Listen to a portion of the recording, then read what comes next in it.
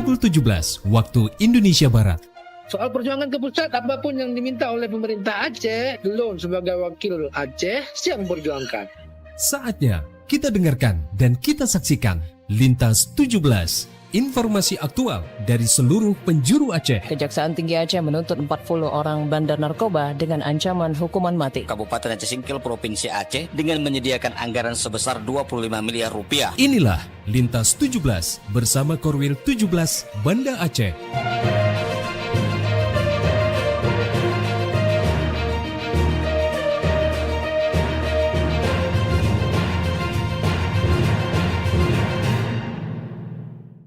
Assalamualaikum warahmatullahi wabarakatuh. Dari Jalan Sultan Iskandar Muda nomor 13 Banda Aceh, saya Arso bersama presenter dari RRI Sekorwil Nusantara 17 Banda Aceh, Loksmawe, Melabu, Takengon, Sabang, dan Singkil mengantarkan Lintas 17. Siaran berita berjaringan menyajikan informasi aktual yang terjadi di berbagai penjuru Aceh. Edisi hari ini Jumat 23 Januari 2026.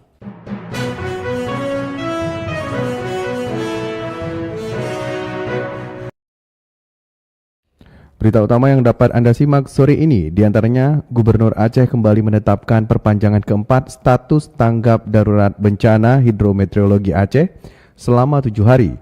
Perpanjangan tersebut berlaku mulai 23 hingga 29 Januari 2026.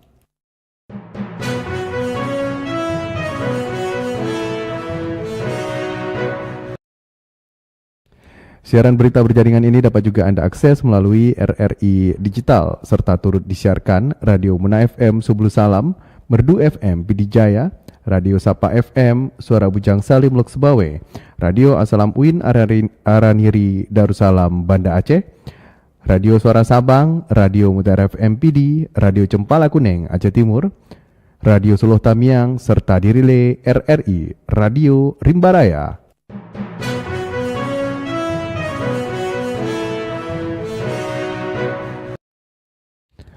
Baiklah saudara, berita pertama kami mulai dari Kutaraja, Banda Aceh.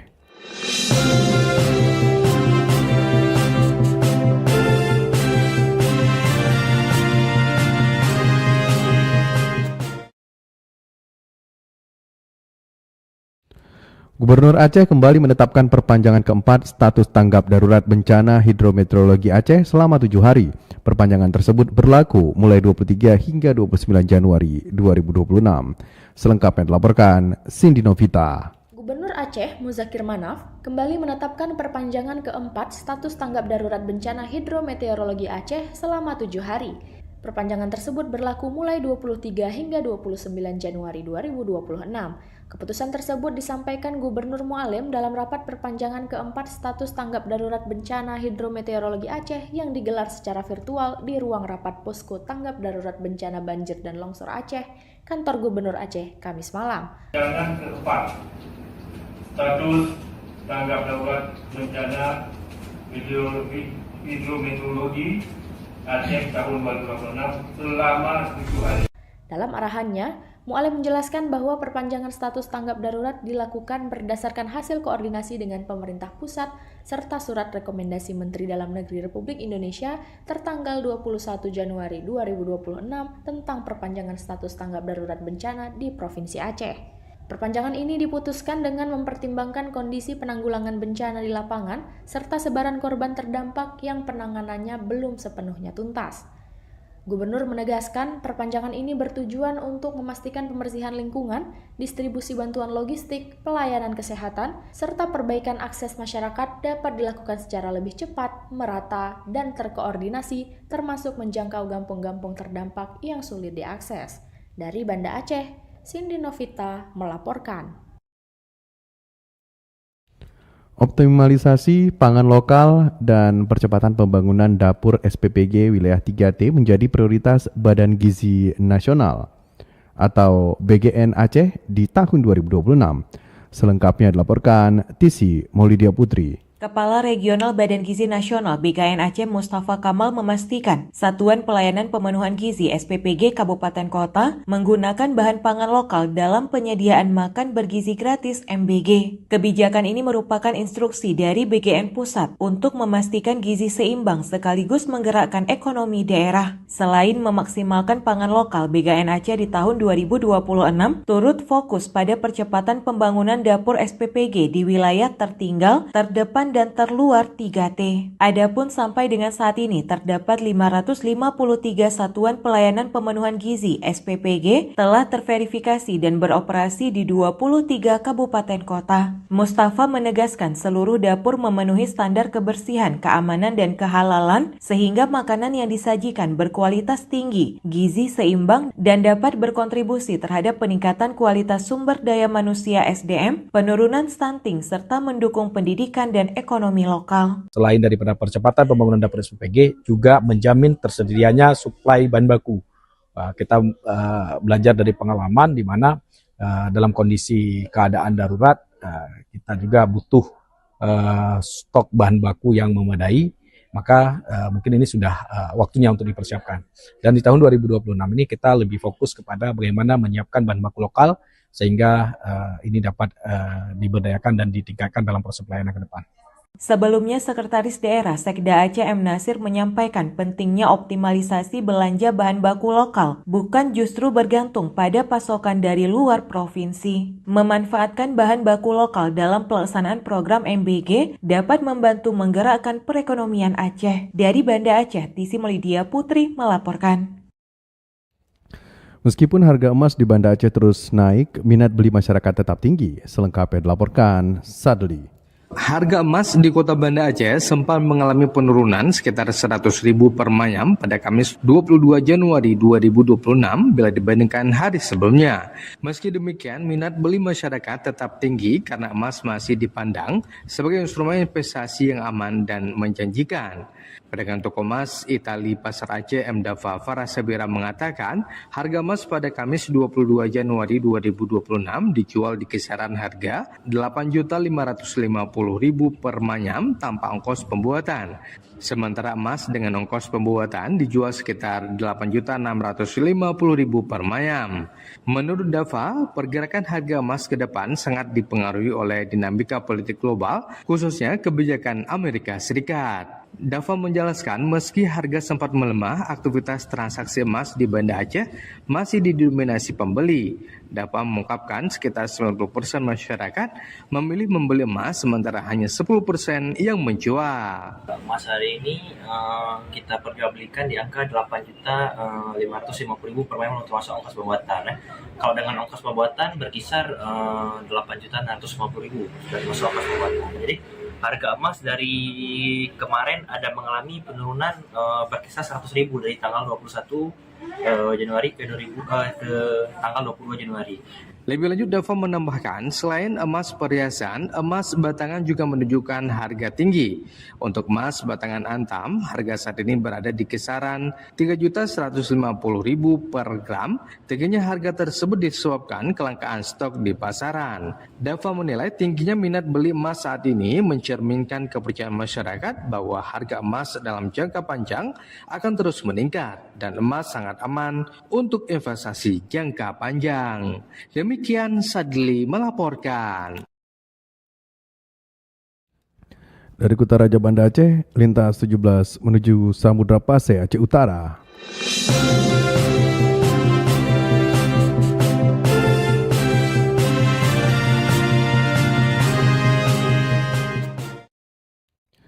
Akademisi Universitas Malikul Saleh menilai 8 sektor prioritas penggunaan dana desa tahun 2026 sangat strategis untuk memperkuat kemandirian dan pembangunan desa. Berikut dilaporkan Muhammad Sofian. Akademisi Universitas Malikul Saleh Unimal Dr. Julius Dharma memaparkan 8 sektor prioritas penggunaan dana desa tahun 2026 yang dinilai strategis untuk memperkuat kemandirian dan pembangunan desa. Menurut Julius, prioritas pertama dana desa 2026 antara lain adalah penanganan kemiskinan ekstrim yang umumnya diwujudkan melalui bantuan langsung tunai atau BLT kepada masyarakat miskin ekstrim. Prioritas kedua adalah pengurangan resiko bencana, terutama bagi desa-desa yang rawan terdampak bencana alam seperti banjir. Ia menilai dana desa dapat dimanfaatkan untuk kegiatan mitigasi, termasuk penghijauan kembali dan pengelolaan lingkungan. Selanjutnya, prioritas ketiga menyasar peningkatan layanan kesehatan. Prioritas keempat adalah ketahanan pangan dan energi. Prioritas kelima, penguatan koperasi desa merah putih. Sektor keenam adalah padat karya tunai. Prioritas ketujuh yang dinilai sangat penting adalah digitalisasi dan teknologi. Sementara prioritas kedelapan, pengembangan sektor unggulan dan potensi desa. Namun demikian, Julius menilai implementasi 8 prioritas tersebut di Aceh masih jauh dari harapan. Ya minim sekali kita. Kalau BLT udahlah kita lihat. Yang lain-lainnya posyandu udahlah kita lihat posyandu. Kemudian ketahanan pangan kita masih berkurang juga. Kemudian koperasi desa kita belum berjalan ini. Kemudian infrastruktur digitalisasi belum juga Bang Ian. Kemudian padat karya yang uang tunai saya nggak tahu nih di mana hari ini di desa kita. Tapi belum juga terlihat. Jadi banyak sekali di desa, di kampung-kampung kita di Aceh ini belum seperti program yang dicanangkan oleh pemerintah hari ini. Meski demikian, Dr. Julius Dharma menambahkan penyebab implementasi 8 prioritas tersebut di Aceh belum maksimal dikarenakan akibat keterbatasan sumber daya manusia, salah satunya prioritas digitalisasi dan teknologi yang saat ini belum dikembangkan di sebagian besar desa di wilayah Aceh. Muhammad Sofyan melaporkan. Anggota DPRK Loksmawe berharap program rehabilitasi dan rekonstruksi pasca banjir tidak hanya fokus pada perbaikan infrastruktur, tapi juga fokus pada pemulihan ekonomi. Selengkapnya dilaporkan Muhammad Jafar. Anggota DPRK Loksmawe Farhan Zuhri berharap program rehabilitasi dan rekonstruksi pasca banjir tidak hanya fokus pada perbaikan infrastruktur, akan tetapi juga disertai dengan langkah nyata pemulihan ekonomi masyarakat terdampak. Menurutnya, banjir yang melanda sejumlah wilayah beberapa waktu lalu telah memberikan dampak besar terhadap kehidupan sosial dan perekonomian warga. Farhan Zuri menilai banyak masyarakat yang kehilangan sumber penghasilan akibat banjir mulai dari pedagang kecil hingga pelaku usaha mikro. Oleh karena itu, ia mendorong pemerintah daerah agar menyiapkan program pemulihan ekonomi seperti bantuan modal usaha, dukungan UMKM, serta pembukaan lapangan kerja sementara bagi warga terdampak banjir. Secara teritorial, yang paling berdampak itu di 2 kecamatan yang memang tergerus konstruksi rumah masyarakat, yaitu di Muara 1 dan Muara atau Blambangat. Tapi secara global saya menilai dan memahami penyintas tidak hanya yang berefek langsung terhadap konstruksi rumah atau yang punya korban jiwa, tapi juga terhadap keberlanjutan ekonomi lokal. Jadi mungkin saja kita bisa memperkuat ekonomi lokal. Kita mendorong pada pemerintah kota dalam hal ini bisa memperkuat kembali atau setidaknya seperti saya sampaikan di awal tadi, melakukan komunikasi dengan pemerintah pusat atau provinsi untuk menyiapkan stimulus-stimulus kepada pegiat-pegiat bisnis atau UMKM yang ada di Kota Loksmawe seperti itu. Selain itu, Farhan juga menekankan pentingnya pendataan yang akurat terhadap kerugian masyarakat, baik kerusakan rumah, fasilitas umum maupun usaha ekonomi. Data tersebut dinilai sangat penting agar bantuan yang disalurkan tepat sasaran dan benar-benar membantu masyarakat bangkit dari dampak bencana. Anggota DPRK itu juga berharap sinergi antara pemerintah daerah, provinsi, pusat dapat terjalin dengan baik dalam melaksanakan rehab rekon pasca banjir. Dengan demikian, proses pemulihan tidak hanya memperbaiki fisik wilayah terdampak, tetapi juga mampu menghidupkan kembali perekonomian masyarakat secara berkelanjutan. Muhammad Jafar melaporkan dari Loksmawe, Terus Mudara untuk Indonesia. Dari Samudra Pasai, Aceh Utara, kita menuju Melabo.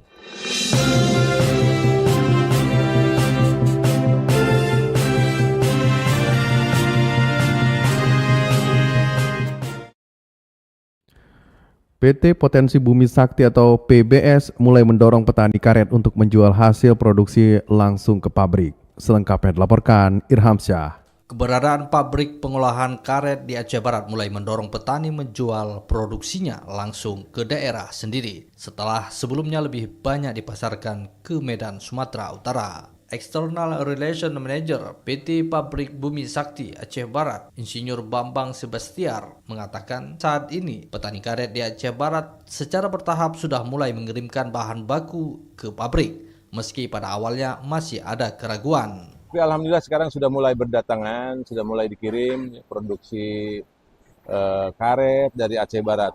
Ya, kita harapkan semua petani-petani karet yang ada di Aceh Barat khususnya itu bisa dikirim bahan bakunya ke pabrik. Kita sudah punya pabrik di sini, pabrik karet yang serupa dengan ada yang di Medan di sana. Ia menjelaskan penentuan harga karet dilakukan secara terbuka dan mengacu pada harga karet dunia. Saat ini harga karet dengan kadar 100% berada di kisaran Rp31.000 per kilogram kering. Saat ini pabrik menargetkan pasokan 200 ton karet basah per hari, sementara realisasi baru mencapai sekitar 100 ton. Meski demikian, jumlah tersebut terus menunjukkan peningkatan. Pabrik membuka kesempatan bagi petani Aceh Barat dan daerah sekitar untuk menjual karet ke pabrik yang berlokasi di kawasan Gleziblah, Kecamatan Waila Barat, Aceh Barat. Reporter RRI Melabu Ilhamsyah melaporkan. Dari Melabu, lintas 17 bergerak menuju dataran tinggi Tanah Gayo.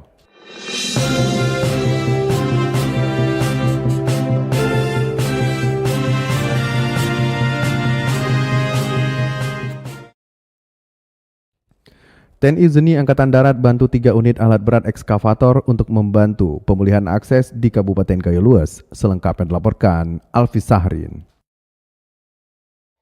3 unit alat berat jenis ekskavator bantuan dari Zeni TNI Angkatan Darat tiba di Gayo Lues dan telah diamankan di asrama militer Kodim 0113 Gayo Lues. Bantuan ekskavator itu merupakan bagian dari respon pemerintah pusat melalui TNI AD dalam mendukung percepatan pemulihan wilayah terdampak di Gayo Lues.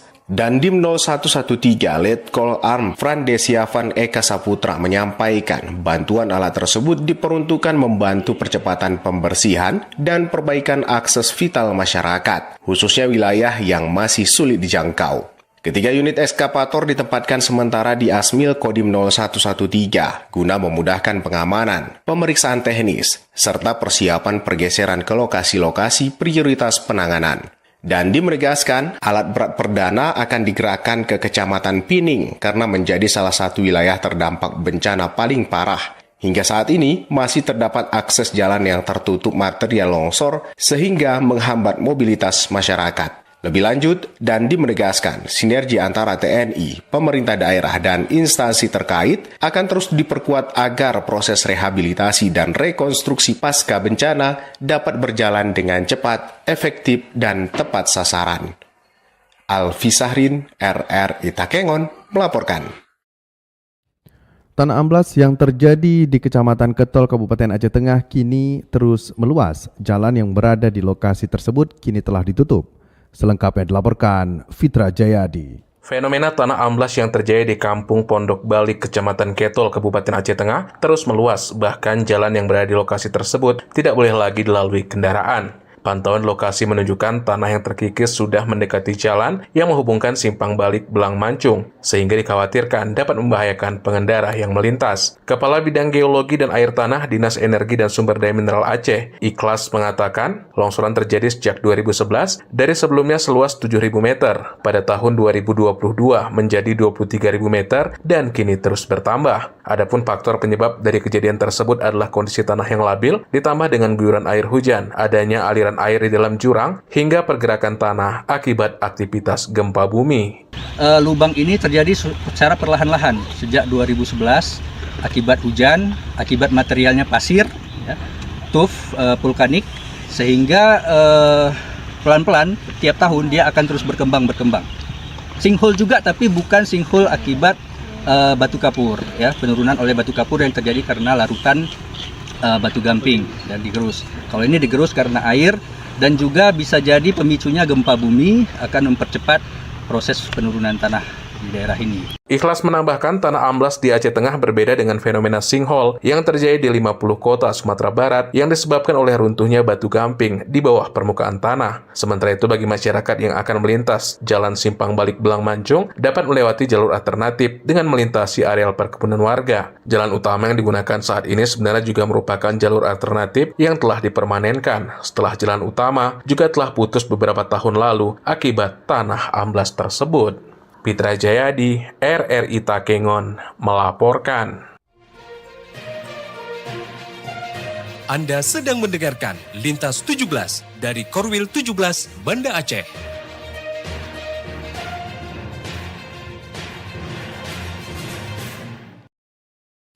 Anda telah menyimak berita-berita dari Kutaraja Banda Aceh, Loksmawe, dan Molabo, dan juga Takengon. Kami ajak Anda menuju 0 km Indonesia, Pulau W.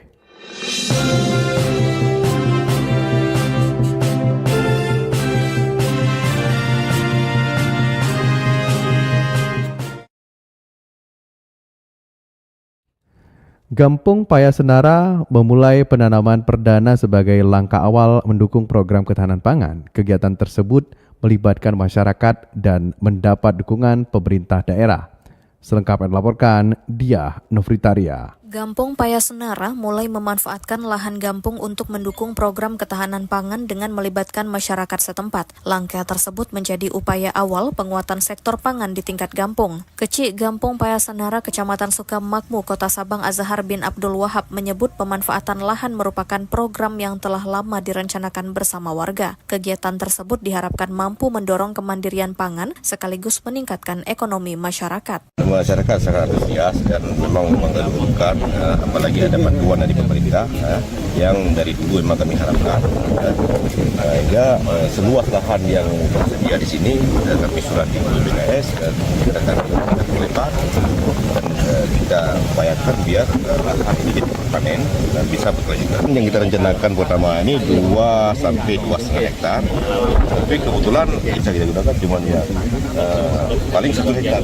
Ia menjelaskan penanaman perdana dilakukan di lahan seluas sekitar 1 hektar dari total lahan yang tersedia. Pada tahap awal ditanam padi gogo dan jagung sebagai komoditas utama. Sementara itu Kepala Dinas Pertanian dan Pangan Kota Sabang Fakri menjelaskan pihaknya terus melakukan pendampingan teknis agar kegiatan berjalan optimal. Pendampingan dilakukan mulai dari perencanaan hingga perawatan tanaman. Kami akan melakukan pendampingan sampai ini berhasil. Apalagi sekarang kan PPL ini sudah di bawah kementerian, mungkin ilmunya akan lebih luas. Mereka ada khusus, walaupun tidak 100% kita kebutuhan Sabang dapat minimal 50% bisa pada saat tertentu kapal tidak berangkat di harga tetap stabil. Wali Kota Sabang Zulkifli H. Adam menilai pemanfaatan lahan gampung menjadi langkah strategis untuk mengurangi ketergantungan pasokan pangan dari luar daerah. Upaya tersebut dinilai penting bagi Sabang sebagai wilayah kepulauan. Daerah pulau yang pangan kita sangat tergantung dengan daratan, jadi sangat tergantung dengan kapal. Jadi oleh karenanya kita harus punya sikap bahwa ke depan Sabang ini harus mandiri. Kita harus siap baik pangan maupun lain sebagainya. Melalui program tersebut, pemerintah Kota Sabang berharap pengelolaan lahan gampung dapat diterapkan di wilayah lain. Langkah ini diharapkan memperkuat ketahanan pangan dan kesejahteraan masyarakat secara berkelanjutan. Diah Nofritaria melaporkan. Dari 0 km Indonesia Sabang, Lintas 17 bergerak menuju kawasan Bumi Syekh Abdul Rauf Asingkili.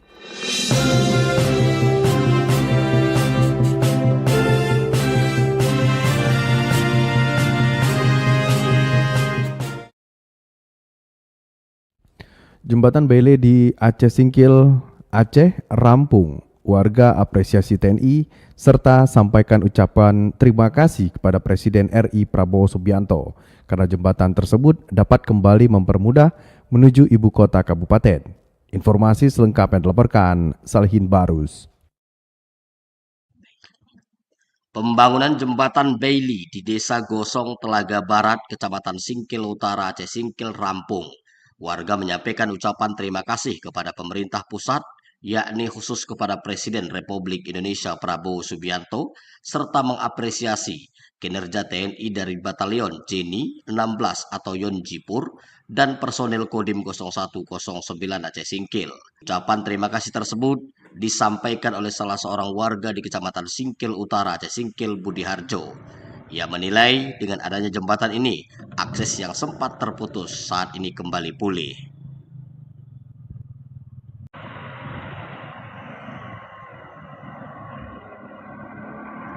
Saya ucapkan terima kasih kepada Bapak Presiden yang telah membantu warga bisa melewati akses jembatan yang sempat lumpuh. Dengan adanya bantuan ini kami ucapkan terima kasih kepada Bapak Presiden dan kepada TNI, khususnya Kodim 0109 Kabupaten Aceh Singkil dan Jipur 16 kami ucapkan terima kasih yang sudah bekerja ikhlas tanpa pamrih. Kemudian ucapan terima kasih atas terselesaikannya bangunan jembatan Bailey itu juga disampaikan oleh salah seorang warga lain, yakni Abdul Gapur, saat melintasi jembatan yang sudah berdiri gagah menghubungkan Kecamatan Singkil Utara menuju ibu kota Kabupaten Aceh Singkil. Terima kasih kami ucapkan kepada Presiden Republik Indonesia Prabowo Subianto dan jajaran TNI Kodim 0109 serta Yonjipur 16 atas terbangunnya jembatan Beli yang ada di Desa Gosong Tenaga Barat. Kami ucapkan ribuan terima kasih karena kami bisa mengakses jalan kembali. Terima kasih. Seperti diketahui, saat musibah banjir yang terjadi di Kabupaten Aceh Singkil pada akhir November 2025 lalu, selain merendam rumah warga dan fasilitas umum, juga sempat membuat putusnya akses jembatan yang menghubungkan beberapa wilayah menuju ibu kota Kabupaten Aceh Singkil. Bahkan sudah sempat dibuat jembatan darurat dari batang atau pohon kelapa karena dinilai sangat penting menuju akses utama penghubung antar wilayah di daerah terputusnya jembatan.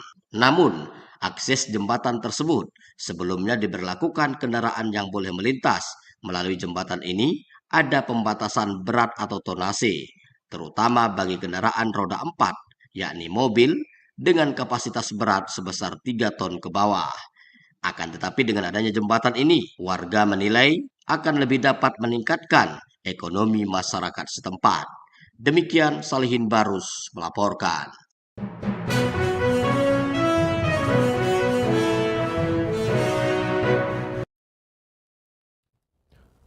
Dengan berakhirnya laporan tadi, berakhir sudah Lintas 17 sore ini. Berita utama dari RRI Wilayah Batas Selasar, Korwil 17, Banda Aceh. Atas perhatian Anda, kami ucapkan terima kasih. Wassalamualaikum warahmatullahi wabarakatuh. Sekali di udara, tetap di udara. Demikian Lintas 17 sore ini. Produksi Korwil 17, Banda Aceh.